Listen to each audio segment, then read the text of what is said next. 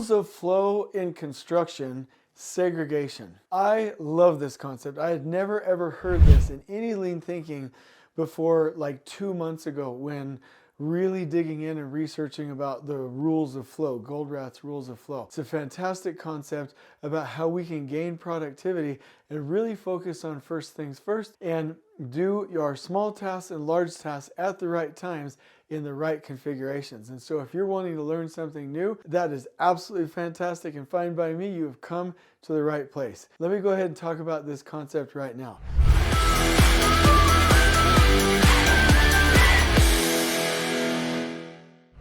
So segregation, right?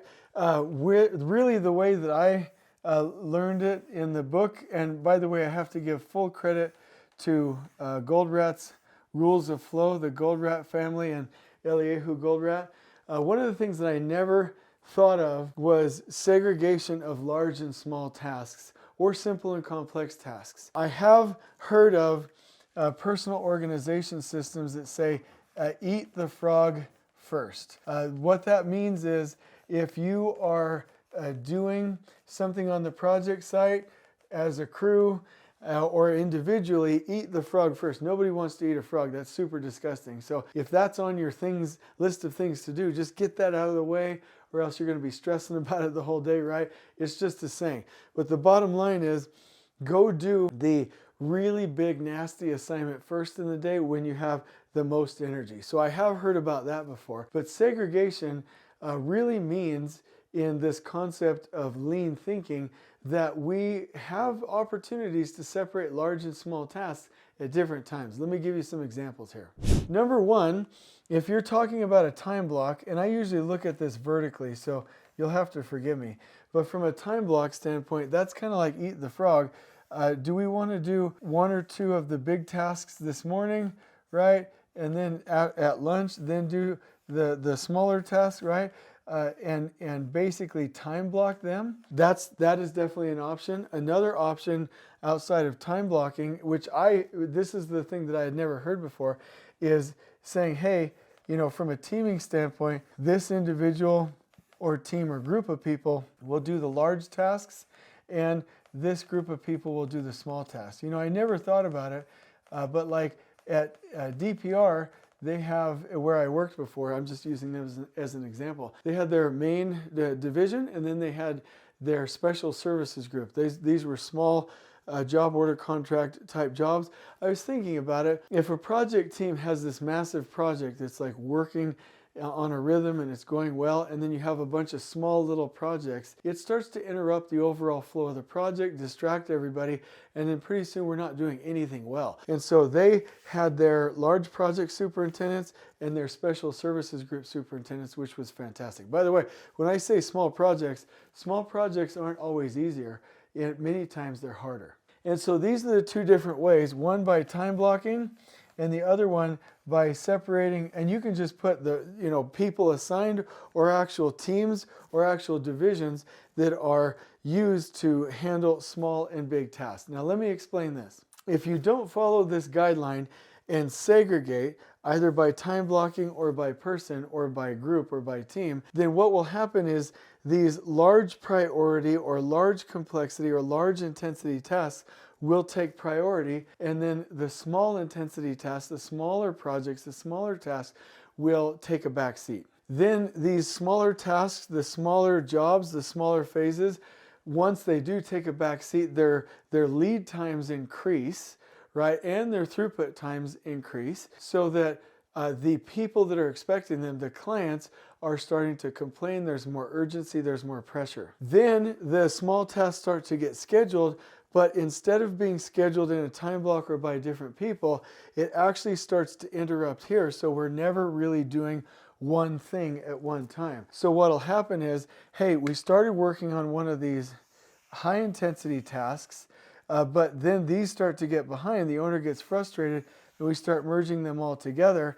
And now we have interruptions, we have batching, we have context switching, we've increased work in progress above the capacity of resources, and now we enter into that downward productivity spiral. And then once that happens, these major tasks are delayed, everything starts to push back. We have longer lead times for all tasks, longer throughput times for all tasks. And again, like I said, you enter into a downward productivity spiral. And so that definitely will not work if we want to be lean. And so what we want to do is finish the small tasks quickly and make significant progress on the big tasks without interruptions. So what I'd like to do right now is give you some examples of what this would actually look like. So I've already given you an example of a construction company. Large projects versus small projects. Separating those out by different people or different teams or by different divisions is absolutely an amazing idea, okay? For your team, if you're in a department, I really like the idea of if you have rocks or goals inside of a quarter for a department, there may be some smaller items. You could segregate by groups or by people again as well, or you could work on it as a team and say, hey, the first part of the quarter we're going to knock out these larger, more high intensity tasks, then do some of the smaller ones, right? Make sure that we're not like extending all of the lead times and throughput times unnecessarily by batching. Do first things first. Now let's go to the construction project. We're talking about large and smaller tasks.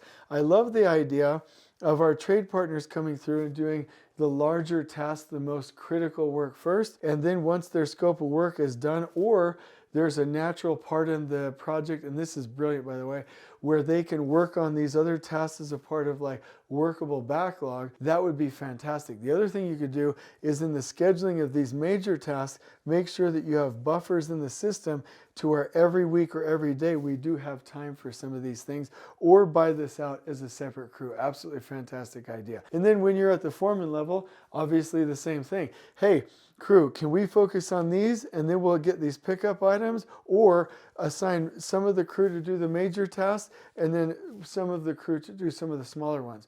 This is quite fantastic because it keeps us, it puts us back, everything comes back to one piece flow, one process flow. It brings us back into that instead of batching and being distracted with a lot of different types of activities. So I really think this can help you if you apply it. Let me give you just a quick example by way of story. And I did mention this in one of the other rules of flow and construction videos, but one example is change orders. The concept when you're finishing a project, if the owner is and the design team and the end users are asking for a lot of changes, the mode of operation or our default is to do our contract work, right, the high intensity items, and merge in at the same time these small items or these small tasks. And what happens is we get distracted with both. And this is what I tell teams. And this is fantastic. By the way, all of these rules of flow and construction are fantastic. I hope you like the video and you actually like the video on the actual app, because this is fantastic. But really what happens is if you start to get inundated with change orders, we don't finish our contract work and we don't finish our change orders. Everybody gets distracted because everyone's stopping, everyone's restarting. We don't have enough time to supervise. We don't have enough time to finish. And there's too much work in progress for the capacity of the resources. And that's a problem. So here's what I say. Hey, main crew, stay focused on your contract work. And if you're on a floor and there's like literally a change order area here and here, I'll mark that on a visual map and say, hey, weave around it. We'll get this with a separate crew, separate foreman, separate lead, separate everything as a part of the change order, and it's a part of the cost. They can handle this. Don't worry about it. Don't let it hold you up.